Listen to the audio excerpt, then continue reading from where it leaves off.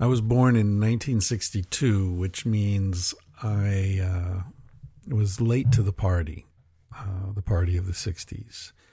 I was old enough to see that people were having a really good time, and I remember staying at my aunt's place in Pennsylvania, and they had this stream of interesting characters who would come by, and I was maybe 8 years old, so it's 1970.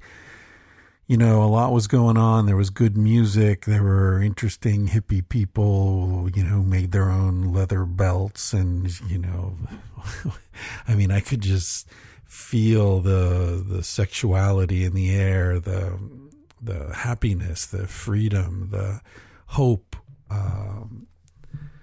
that Hunter S. Thompson describes as a wave cresting on the Rocky Mountains about that time. But I was a kid, so I could hear the party happening, but I wasn't really invited. So I think that may explain the rest of my life in some ways. But anyway, one thing that it definitely did with me was it made me very interested in sexuality. Now, I don't know if I was, just a typically horny teenage boy, or if I was beyond the typical range of horniness, but I was definitely very horny. But I was also very shy about that, and not particularly good looking. I'll put up a prom picture from around the time that I'm talking about right now on the website, so you can get a sense of what I'm talking about. I had braces, I had zits, I was skinny, I had bright red hair. I was not a particularly good-looking 15-year-old. And so I hooked up with this girl, and we went out. I was going to say we were together. We went out for, I think it was about 2 years. She was a year older than me, and so she went to college when I was still in high school. And essentially what happened was she, nature took its course. She went to college and left me, and I was heartbroken. And when I say heartbroken, I mean I was wearing sunglasses 24 hours a day for months. I didn't give a shit about anything. This was the time I was supposed to be writing up applications to colleges and, thinking about my future. And all I could think was that my future would be bereft of love, that I would never find love again. Love. Now, here's the thing. Am I really talking about love? No, I'm talking about sex. I'm talking about you're 15, 16 years old. Here's a girl who fucks you. You think that's love. I don't want to sound judgmental, but I think a lot of men go through their entire lives never really making the distinction, never understanding the distinction between someone who is willing to fuck you and someone who loves you. Which is why so many guys fall in love with hookers, right? I mean, it even gets confused in a massage, a typical massage. We lose the distinction between someone who's touching us with some sort of care, and that feels like sex or love, or all these things get merged together in the male mind.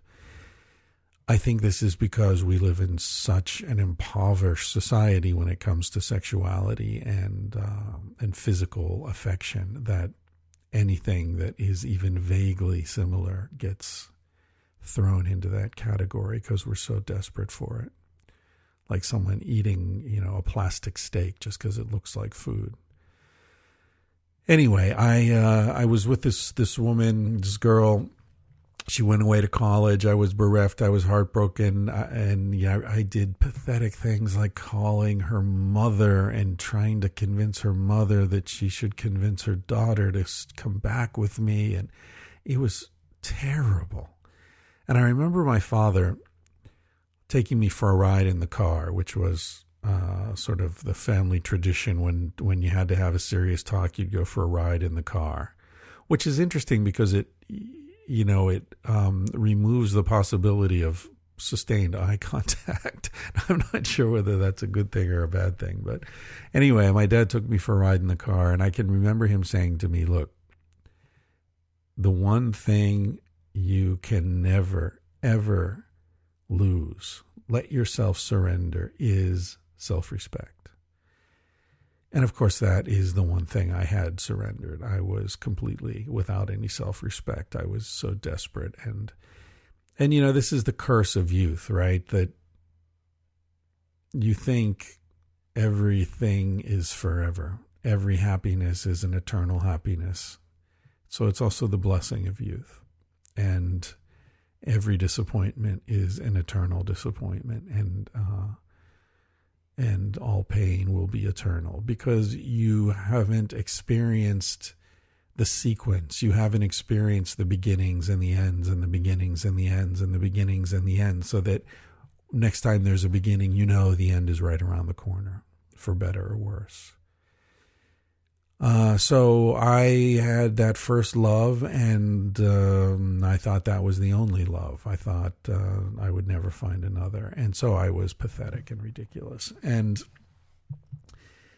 at the time, my parents had moved to another town. I won't go into all the details, but my family moved a lot when I was a kid, and I had gone to school my freshman year in high school in Beaver Falls, Pennsylvania, north of Pittsburgh. Then we moved to Connecticut, Fairfield, Connecticut, and I went there for a couple of years. And then in the summer before my last year in high school, my dad got a job in upstate New York, about a 5-hour drive from where I lived in Connecticut. And they moved up there, and the deal was that I was going to stay in Connecticut, live with a friend and his family, so that I could finish high school with all my friends people I'd become friends with in Connecticut. So that was the plan. And, but I was so, sort of devastated and humiliated, and it was just silly, ridiculous. And so about halfway through I think it was at Christmas break of my senior year, I decided to leave Connecticut and go to this little town in upstate New York called Cazenovia, where my family was living, and finish high school up there. So I'd have like 3 months of school in this new school. And I didn't give a shit. I was already accepted into this college, Hobart College, where I ended up going. I don't think I even got around to filling out the applications for most of the schools that I was thinking of going to. I sort of had a long shot at getting into some Ivy League schools. Cornell was the only one I really took a swing at, and that got fucked up because when I went in for the interview, there was the person who was supposed to interview me was this super hot, smoking, like Amerasian mixed race woman, probably 27 years old, and I just couldn't talk. I just couldn't talk, So there should be some ethical prohibition on sending super hot 27-year-old women in to interview 18-year-old aspiring Cornell students, but that's neither here nor there. So I move up to this new town, Cazenovia, and the problem was that the school I'd been going to in Connecticut was a very competitive, big student body. I think probably in all 4 years together, there were probably 2,000 students in the school, maybe 1,500, something like that. A lot of students, a lot of teachers with PhDs, very, very smart kids, everybody doing AP classes, getting college credits, lots of kids going on to Ivy League schools and all that. So then I move up to this, in Connecticut, I was sort of like at the bottom of the top. I was not any standout genius by any estimation, but I hung out with that crowd and, could hold my own with that crowd. And so I get up to this little school in Cazenovia, which I think there are probably, 50 people in my class or something like that. Everybody'd known each other their entire lives. And they put me in the top level classes they had, but they didn't have AP classes there. So I was either a year or 2 years ahead of what they were doing in that school. So it was kind of weird because they put me in like a physics class. I'd already done physics. They put me in, in literature, it didn't matter as much because there were different books, and so who cares? But, the science and the mathematics and that, I'd already done that stuff. I'd already taken the test. I already had the AP credits on my curriculum. So there was really no need for me to even be sitting in these classes. Plus, I was new. I didn't know anybody. I had senioritis, but, much more than even most seniors do, because I didn't even give a shit about this school at all. I was just there doing time, really. So things got kind of weird because I remember the first week I was there, I was in this physics class taught by a guy named Doc something or other. And this was the kind of guy who always had egg on his tie and his fly was down, and he was just a mess. And, I look back on this now and think he was probably, maybe he was closeted gay, maybe he was an alcoholic, and, drug problems. I don't know. I have no idea, but he wasn't happy. And so he was this physics teacher. He's teaching physics. And I was reading at the time Crime and Punishment by Dostoevsky. I was going through sort of a morose Russian literature phase. On top of my romantic rejection, I decided I would focus on Russian literature. And so I was reading Crime and Punishment, and this guy was talking and, doing his physics. And he decided to get into a power trip with me. And he said, Mr. Ryan, please pay attention. And I looked up and I said, look, I've already done this class. I've already got the credits for it. I'll take the test, but, I'm just reading. I'm not bothering anybody. And I look back down at my book, and now, of course, all these students who don't know me from Adam are like, whoa, what the fuck is going on with this new kid? So Doc walks back, takes the book out of my hands, walks back up to the front of the room, slams it on his desk, and turns his back and starts writing on the board some formula or whatever he was doing. So I got up, I walked to the front of the room, picked up my book, walked back to my desk, sat down, and started pretending to read. Obviously, I was too nervous to actually read, but I was staring at the pages of the book, and the next thing I heard was the sound of Doc breaking into tears and running, crying from the room. So, welcome to Cazenovia. That was my introduction to the school. A few minutes later, one of the assistant principals came to get me. I should mention that maybe a month or so, or a few weeks before I arrived in Cazenovia, the principal had quit, and now the school was being run by the two assistant principals. One was the academic principal, and the other was the disciplinary principal. They had a Gestapo unit of the school. And so this guy came and got me, and, it was a big scene, and he tried to, actually, I think he grabbed me by the ear. And having studied martial arts, one thing I'll never forget is how to take someone's, hand off your body very easily in a way they can't resist. So I just peeled his hand right off, and sort of had him in a bit of a joint lock, and so it was a mess. And so he takes me down to the office, and they decide that they're going to put me in school suspension, which lasted for a while. And I should say that the students that I met at the school, I think probably to some extent because of my confrontation with Doc there on the first day, people were very welcoming, and I made some friends I'm still friends with today.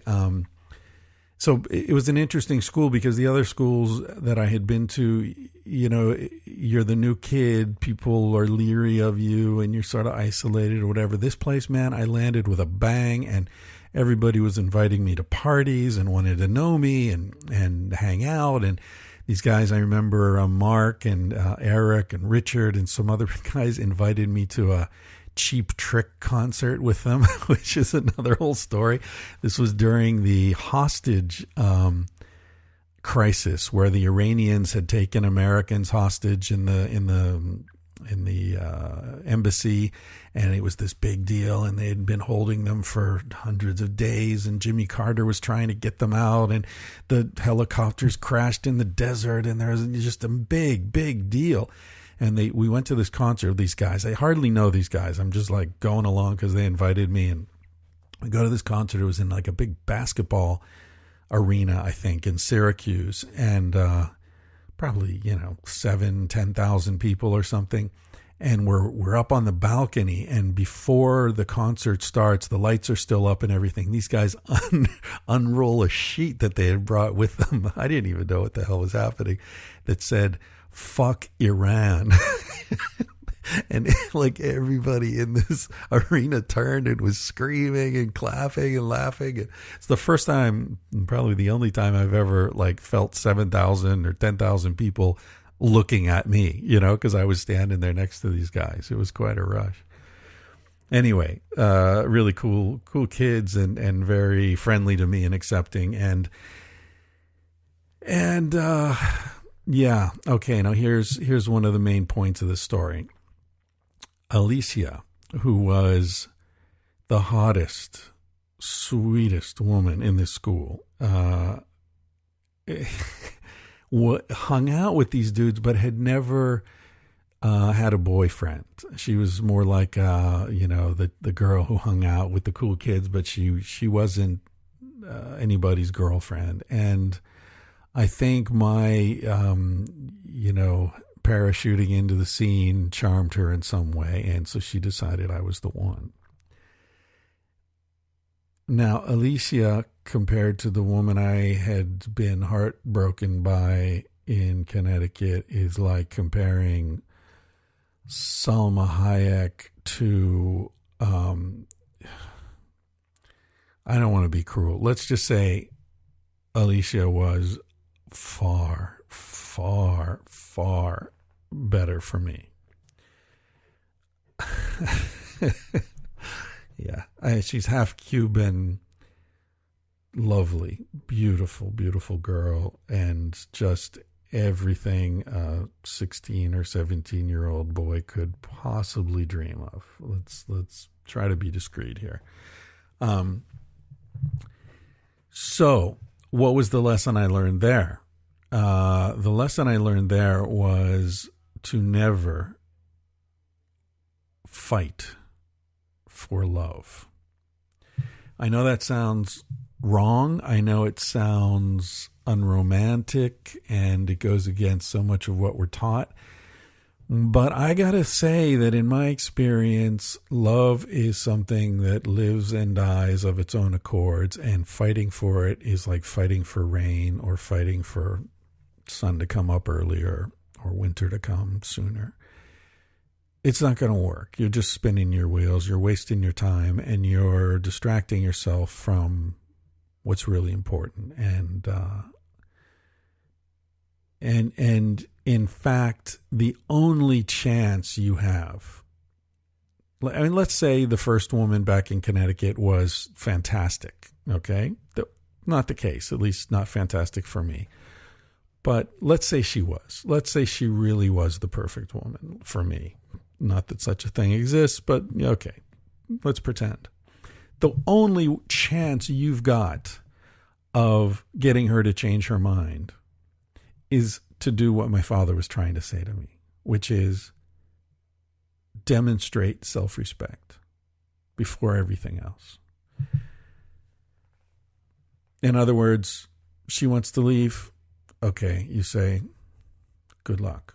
I'll never stop loving you. I'll never stop caring about you. And I'll always be here to help you if you need it. But, okay, you don't love me. You don't want to be with me. I respect that. Sayonara. That's all you can do. That's your best chance of having her turn around. Having the new guy put his foot in it and having her look back and say, damn, he never would have done that. He never would have said something that stupid. He wouldn't chase me around desperately trying to convince me of this or that, because he doesn't need to, because he's got the strength.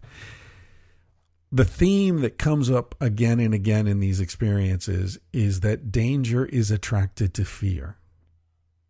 Failure is attracted to insecurity. And we've got it backwards. We think that we feel fear because the world is a dangerous place. Well, listen, the world is a dangerous place, and it's not a dangerous place. It just depends on the path you take through it. Life is full of failures, full of successes, full of pain, full of pleasure. It's full of everything. It just depends what you're focusing on. It depends how you're framing these experiences. So what I learned in that very important transition from Fairfield, Connecticut to Cazenovia, New York was, if a woman doesn't want to be with me, I'm going to move on. I'm not going to chase her. I'm not going to beg. I'm not going to even feel any worse than I really absolutely have to, because the fact is that every door that closes, another one opens. And that's true. It's certainly true in romantic stuff. Anyway, so I hooked up with Alicia. Life was great. Everything was wonderful. Had these really good friends, and they put me in school suspension. So it was great because I could just sit in there and read my Russian literature. I think I finally sort of gave up the Russian literature when things started getting really good with Alicia. I think I might have moved on to something a little less wintry. But one day I was in there, and next door was the special ed teacher. And he was raising hell and yelling and screaming, and I think he was pretty abusive of the special ed kids. And meanwhile, in the in-school suspension, it's me and like 20 kind of like motorhead dudes who, got in trouble for smoking in the hallway or some stupid shit like that. And they didn't even have a teacher in there. There was just like somebody's wife who was up there knitting, and her job was just to make sure we didn't talk. That's, I think, 80% of what American public education is just somebody saying, stop talking. And so I'm sitting in this in-school suspension room, and the guy next door is just like slamming stuff on the walls. I don't know if they were kids or his fists or what, but it was pretty outrageous. And I said to the monitor, could you ask him to keep it down, because I'm finding it difficult to concentrate on my reading. Now, of course, that cracked up all the motorheads.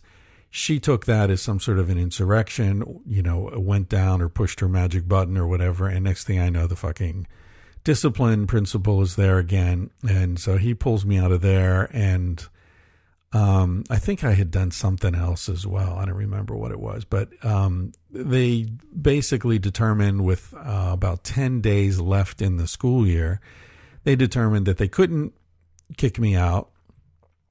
They couldn't send me to classes because I was causing rebellion among the students in the classes. I'm leaving out the fact that I sort of instigated some days when we all skipped and went to some waterfalls and raised hell, and we snuck onto the school grounds and painted bongs on a barn one night.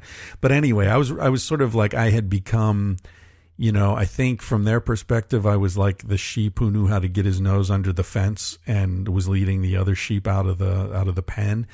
And, but they didn't want to try to kick me out a week before graduation because they knew that would raise all sorts of problems with my parents. And, I think at some point my father had come in and told them, like, just let me read and stop fucking around with me. So they knew they weren't going to get any support there. So they were trying to figure out what the hell to do with me, because I couldn't go to class. I couldn't even sit in school suspension. They couldn't kick me out. They didn't know what to do with me. So they found the one place in the school where they could keep me isolated for the last 10 days of the year. That was the principal's office, the principal who had quit before I arrived there. So they put me in this guy's office. It's the nicest office on the campus. I've got this big oak desk. I've got a private bathroom. They've got like a bunch of, I guess the yearbooks were all piled up in one corner of the office. But other than that, it was mine. I had this big leather reclining chair. And one of my the teacher, his name was Dr. Ball. He was a literature professor, and he was the nephew of a famous Secretary of State, very interesting guy. He used to bring me my lunch every day because they wouldn't let me go and eat in the cafeteria. So he would bring me my lunch with his lunch, and the two of us sat there and had lunch together. And that's how I spent the last 10 days of high school, sitting behind the principal's desk, running the place.